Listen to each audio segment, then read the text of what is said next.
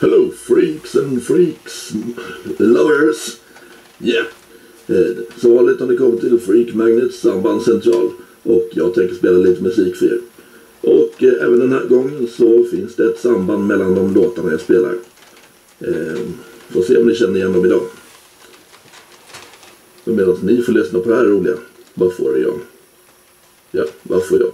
Nej, nu kör vi.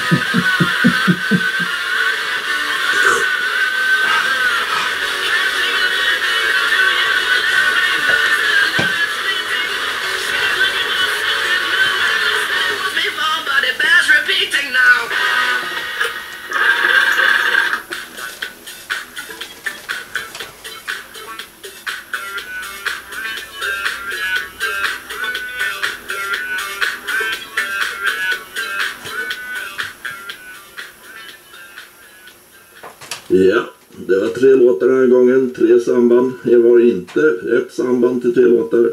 Men ja, det var allt för den här gången. Men kom ihåg, may the freaks be with you.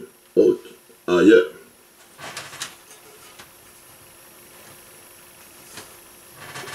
Wow.